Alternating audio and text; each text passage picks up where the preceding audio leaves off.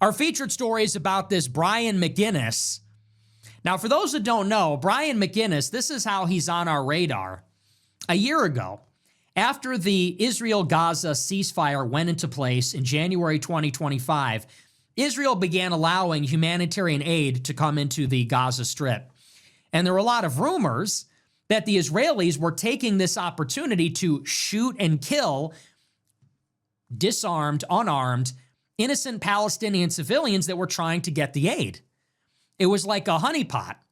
So they would set up the aid in the middle, the Palestinians would run forth and try to get it, and the IDF would shoot them in the back of the head, shoot ordnance at them and blow them up. These were only rumors until Brian McGinnis came back from Israel, where he was supervising this, and gave an eyewitness account and said, that is what I saw. I saw the IDF shoot unarmed people in the back of the head trying to get aid. That's where he comes from. Now he's running for Senate, and he showed up today at a U.S. Senate hearing about the War Powers Resolution as it pertains to Iran, and we'll talk about the resolution, and he began to protest. He got up in the middle of the hearing and said, "We don't want to fight for Israel." And then something that I have never seen happened. Capitol Police ran and jumped on this guy, literally knocking people over, seated beside him, out of the way, violently grabbing him, throwing him to the ground, shaking him, literally dragging him out of the hearing. I've never seen anything like that. Have you ever seen a BLM protester get handled that way? When the illegal immigrants, when they protest inside the congressional office building, do they ever get manhandled like that? I've never seen anything like that. I've never seen it in the Capitol. He gets up in his U.S. Marine uniform and says, "We don't want to fight for Israel." And they tackled this guy, dragged him out the door. And what happened next was even more disturbing. He's dragged out the door. His hand is caught inside the door hinge. A Republican Senator, Tim Sheehy, leaped out of his chair and smashed the door on his hand, breaking his hand. He's the goodest goy. Goodest goy. I hope Israel sees this. I hope they saw that and they reward you accordingly. Smashed his hand in the door, dragged out of the building as he yells, "We don't want to die for Israel." And this is the story. This is from NBC. It says, quote, Senator Tim Sheehy, the Republican from Montana, helped U.S. Capitol Police officers arrest a man protesting the war in Iran at a Senate hearing on Wednesday. Sheehy said on X, quote, Capitol Police were attempting to remove an unhinged protester from the armed services hearing. He was fighting back. I decided to help out and de-escalate the situation. Yeah, you're really macho. You're really brave shutting down that Israel-critical protester. What a hero you are. Capitol Police identified the man as Brian McGinnis of North Carolina, who now faces 3 counts of assault on a police officer, as well as 3 counts of resisting arrest and crowding, obstructing, and incommoding in the unlawful demonstration. McGinnis is running for the U.S. Senate in North Carolina as a Green Party candidate. He is a Marine veteran. The incident happened during a Senate Armed Services Subcommittee hearing. Sheehy helped remove McGinnis, who at one point wrapped his hands around the room's door. Yeah, so it was his fault. Sheehy said in his post, "This gentleman came to the Capitol looking for a confrontation, and he got one. I hope he gets the help he needs." McGinnis said in a video on Wednesday morning, quote, "I'm here in D.C. trying to speak out against the Senate and ask why they're going to send our men and women into harm's way when our elected officials said it would be no world war. Anybody who feels disillusioned and betrayed by our government, you're not alone. Join us in demanding accountability for this betrayal." The Capitol Police statement called McGinnis an unruly man starting an illegal protest during a hearing, putting everyone in a dangerous position by violently resisting and fighting our officers' attempts to remove him from the room. Not what happened at all. By the way, he didn't violently resist. He did resist. He tried to remain in the building, but he wasn't throwing punches or elbows or kicks. He simply tried not to be removed. It was actually Capitol Police that were extremely violent. He's the one with the broken hand. And to me, does this not say it all? This is a U.S. Marine. This is somebody that voluntarily risked his life for our country, wears the uniform, shows up at the Senate, which, by the way, this is the people's house. Strictly speaking, the House of Representatives is the people's chamber. But nevertheless, the U.S. Capitol, that's the people's house. That's the people's body. This is a constitutional government. It represents us. We are in a war right now that nobody voted for. This is a war that was launched illegally by the President of the United States without a declaration of war, without a vote. And not only that, he was elected under the pretense that he would not do this. He was elected under the pretense that there would be no new wars. Certainly there would be no ground war in the Middle East or in Iran, least of all. So not only did he launch the war without any kind of congressional authorization, no authorization of the use of force, no formal declaration of war, he also did it unilaterally in contravention of his own campaign promises when he was elected. So our government has been hijacked. Nobody knows who's making this decision or why. And you have a U.S. Marine, okay, a man in uniform who is there to speak out, exercise his First Amendment, and says very plainly, we don't want to fight for Israel. Capitol Police and our own representatives, a Republican senator, tackle him, break his hand, violently rip him out of the chamber. And we all know the real reason. They did it to silence him. They did it because they hate this image. This is a damning image. If you actually watch the entire video, he stands up in the chamber, not menacing, not threatening, stands up in the chamber and says, Americans don't want to fight for Israel. You can't have that video go viral. You can't have that image go viral. That's why they leapt on him. That's why they moved to tackle him. And that's why they tried to so violently remove him. That's why they kicked his ass. He's all of us. Brian McGinnis is all of us. He's better than us. He's a Marine. So he actually served the United States of America in an official capacity, offering up his life in defense of our nation, getting up and saying, we don't want to fight and die for Israel. Yeah, nobody does. He didn't sign up to fight and die for Israel. None of us did. None of those 6 people that have been killed so far signed up to fight and die for Israel. Nobody voted for us to fight and die for Israel. Nobody wants to fight and die for Israel. And it is a combination of our own security state and our own representatives that are silencing us. What a farce. Executive branch taking us to war, no counsel, no approval from the legislative branch. If an armed service member who is supposed to be fighting the war that no one voted for, if he exercises his civil rights inside the people's house, he gets his ass kicked, he gets his hand broken, he gets violently dragged out. That's the farce that is the government. That guy should be president. That guy should be a U.S. senator. And what is Tim Sheehy doing? You're a Republican representative, you disgusting pig. You disgusting pig. Tim Sheehy, Republican senator from Montana. I don't care what the guy's politics are. That's a guy that's in a uniform. Where's the respect? Think about it. These are the same people that they are asking to go and fight and die in this war. These are the same people that are actually going to do the killing and the dying in Iran, this war that no one voted for, this war that Congress never authorized. You break the man's hand in the doorway, you leap out of your chair like you're some tough guy to go and kick his ass? Really? I think maybe they forgot this is the people's country. Isn't that the whole premise of by and for the people? Don't we have rights? Don't we have civil rights to speak out in our own house, in our own country? And least of all, the people that actually put on the uniform to defend the country and the rights that are supposed to be enshrined in the Constitution? I guess not. The whole thing's a joke. And he came out there to protest this war powers resolution. Very interesting. There's a real question as to whether this war in Iran is even legal. And Congress is trying to claw back some of its checks and balances, some of its constitutional authority.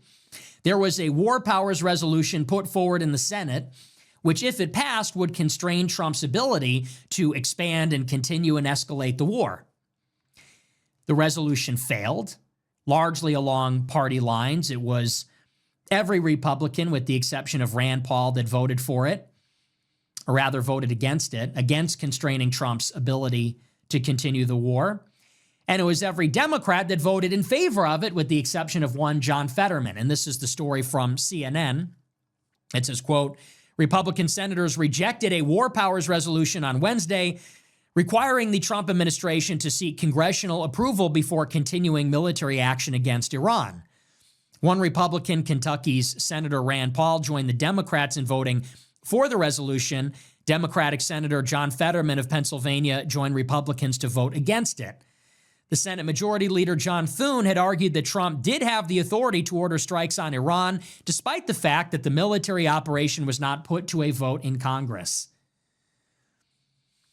And this is arguably one of the most damning aspects of all of this. Just whose decision is it to go to war in Iran? Again, because you have no authorization from Congress. And last time I checked, we do have 3 co-equal branches of government, and Congress is one of them, and that is the representative body. Trump goes into Iran unilaterally, not only without authorization from Congress, but again, explicitly promising the people who voted for him, that gave him the office, that he wasn't going to do it. So what exactly is the recourse here? You have a candidate that for 10 years has been saying we are against wars in the Middle East. We're going out of the Middle East. We don't want our troops and bases in the world. We want to protect our own borders, our own country. What happens when that guy wins elected office twice and then does the opposite of what he said he was going to do? And then Congress goes forward and protects his ability to do the opposite of what he said he would do. What exactly is the recourse here? And by the way, all of this is brought to you by the Republican Party. This was a party line vote. Republicans are using their control over the Senate chamber to prevent any oversight or any congressional approval for the war. This is Republicans doing it. And by the way, why do you think that is? Might this have something to do with the fact that AIPAC almost entirely supports the Republican Party? People used to say that's one of the benefits of AIPAC. I've actually heard that argument used in defense of AIPAC. People say, well, AIPAC is giving money to Republican races. As long as they get Republicans elected, hey, well, that's great. Is it? Thomas Massie, when he struck out against AIPAC last summer, he said that every Republican member of the House and Senate has an AIPAC guy, has an AIPAC handler or representative. So might the Republican comeback in 2024, might that have something to do with this? Maybe the reason why Republicans are so back, why the Republicans are in the House and Senate in the first place, why Trump is in the White House, maybe all of this has something to do with that? In other words, the entire Republican Party is literally the representative of the Israel lobby in the U.S. government. Israel has gone out confidently into a war with Iran, knowing, one, that with a Republican administration, they will have backing from the Pentagon. They will have backing from the commander-in-chief.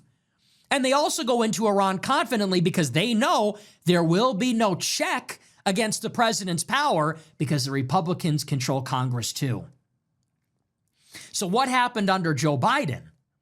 When Israel lashed out under Joe Biden against Hamas and against Hezbollah and in Syria, and they provoked Iran, do you know what was happening inside the Democratic administration of Joe Biden? Well, there were hundreds of conscientious objectors who resigned from their jobs inside the Biden White House in protest of its support for the war. You'd never see that in a Republican government. You had memos circulating from inside the National Security Council saying, we will not provide certain weapons and munitions to Israel unless they adhere to guidelines about international law. Once again, you'd never see that in a Republican administration.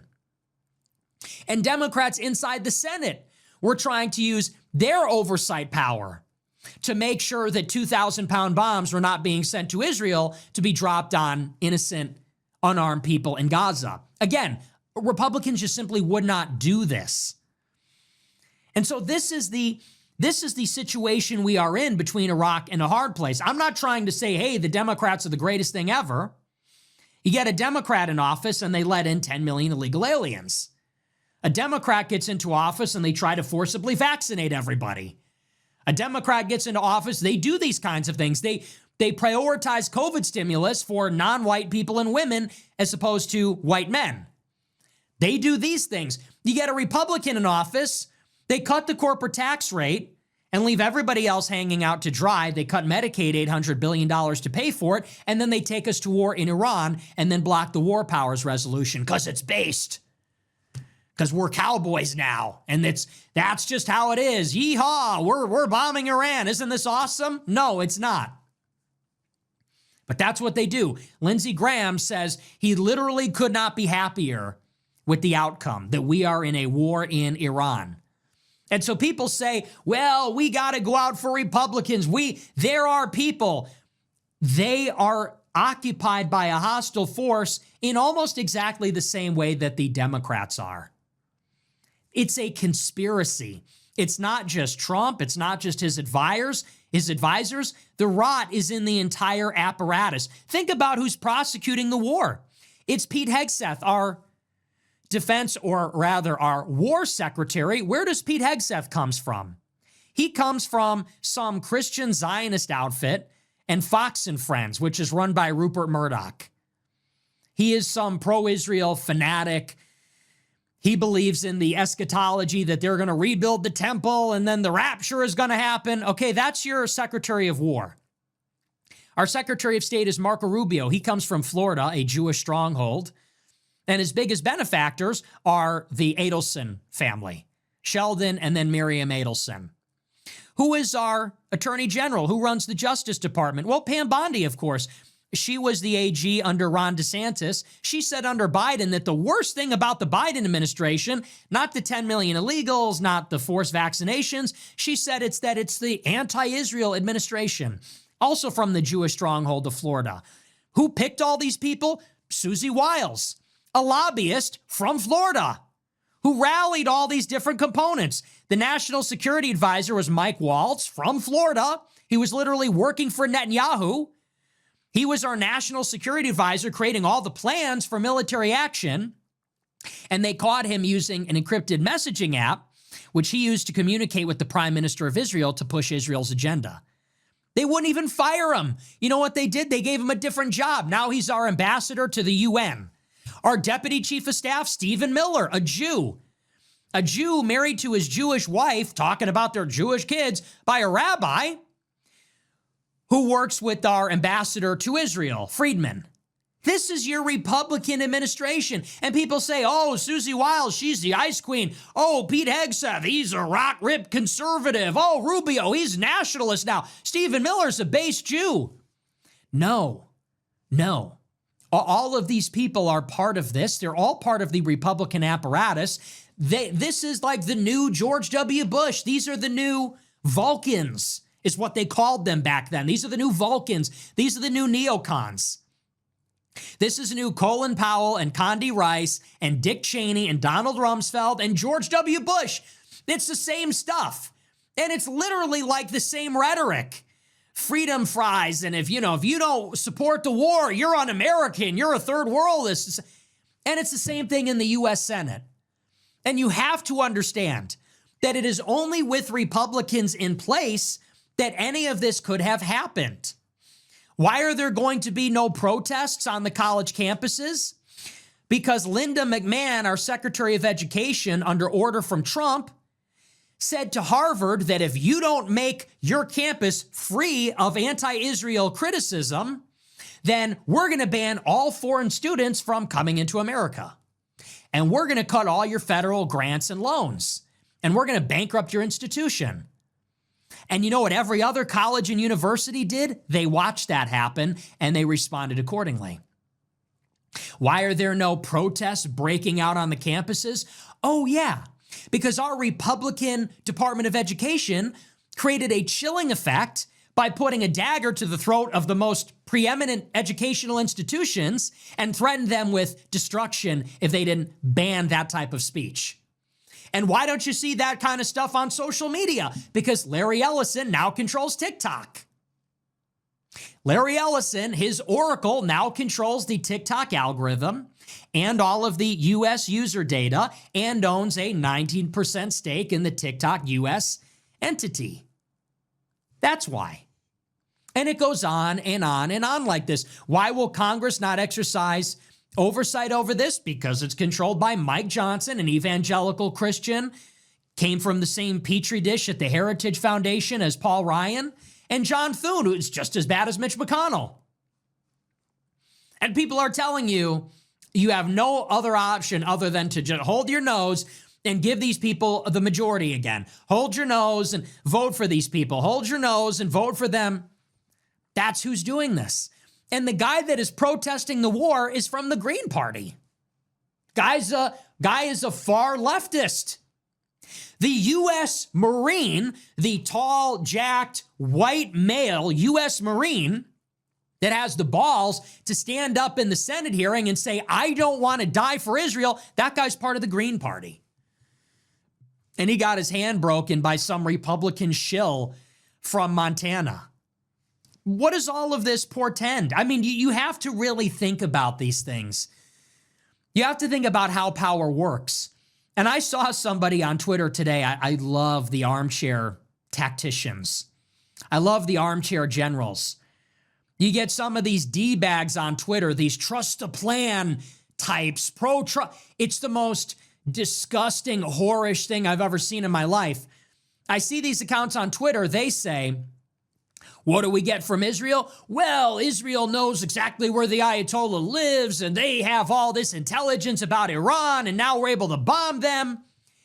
And they start in their mind creating these scenarios where they are doing a deal on behalf of the United States of America with organized Jewry. What do I mean by that? I see anonymous Twitter users that are not in the government or anything. They're anonymous Twitter users that support Trump. They say on Twitter, hey, I don't care if we give Israel $5 billion a year as long as we get 40 million deportations, as long as we get anti-immigration. You know, I'll take that deal. This is how people think. This is how Goyim think. They say, as long as the Jews promise, supporting the Republican Party, to deport all these people and we get what we want, hey, I'll support $5 billion a year. And you go, what are you talking about? You're not in charge of anything. What do you mean? I'm sorry, are you a paranoid schizophrenic? Are you hearing voices? Are you delusional? You are a goy. You are some guy on an anonymous Twitter account. You're not making deals on behalf of the United States. Who's listening to this crap? What do I mean by this? The decision makers in the White House, all they care about is Israel. And they have all the decision-making authority. Do you know what the Department of Education is doing right now? Preventing anti-Israel protests. You know what the Secretary of State is doing right now? Scanning social media and revoking visas for people that criticize Israel on Twitter. What is the Secretary of War doing right now? Bombing Iran, thinking about plans to invade Iran. Okay, these are real people in real physical offices using real power that comes out of the end of a gun, whether it's police power or military power, to change the world according to the agenda of Israel. And you are some guy with a job on social media behind a fake profile saying, yeah, okay, I guess I agree to this deal. As long as you promise to deport people. Promise who? You and what? Your army that'll never vote for anyone else? You and your army of people that have no power? There's no deal here. They are in the driver's seat. They have all the cards. They have all the power. In your imagination, they're finally going to deport people. When? When it comes to mass deportations, they say, it's too unpopular. We got to back out of Minneapolis. When it comes to ground troops in Iran, they say, we don't give a shit about approval ratings, whatever we need to do. When it comes to National Guard deployments, we got to think about the Constitution. That might not be legal. When it comes to the war in Iran, hey, who cares, man? You can't be half pregnant. We're in the war. We got to finish it. Damn the Constitution. This is how they exercise the power. At what point are people going to take their own side and put Americans first? So I see this. This is like an image, like others, that will live in infamy. Protesters lighting themselves on fire outside of the Israeli embassy.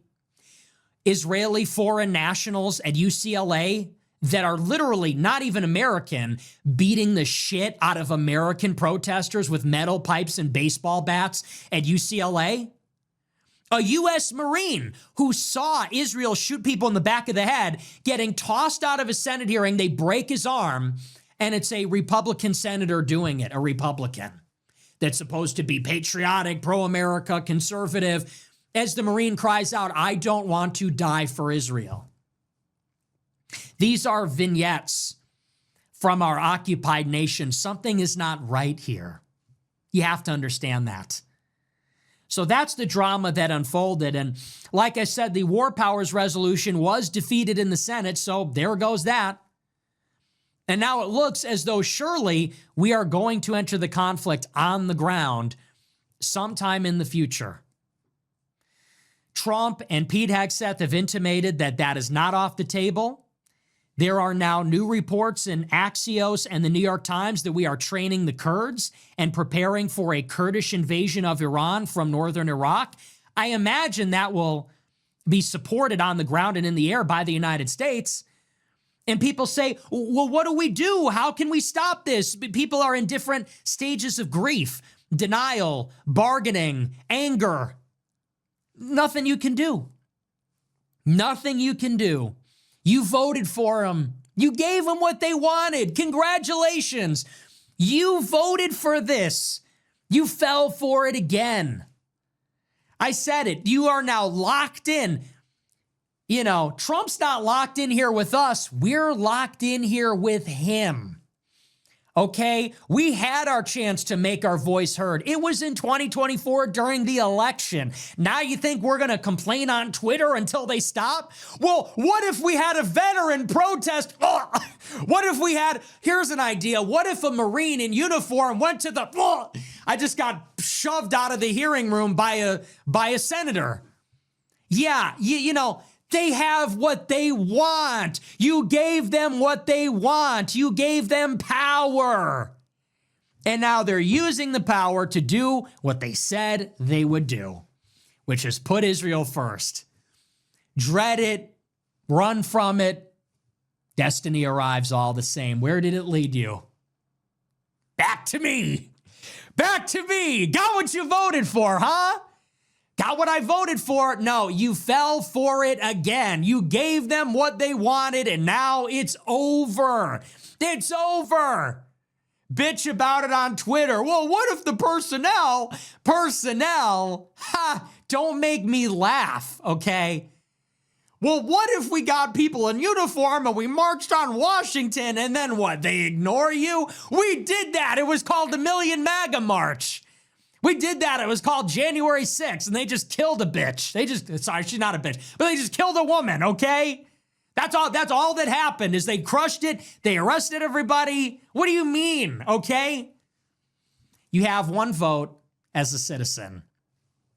That was the opportunity. And now they are in there, and you should feel helpless. You should feel vulnerable. You should feel raped. You should feel taken advantage of. Degraded, you should feel bad right now. And I want you to take that feeling and don't get violent, don't get emotional, get even.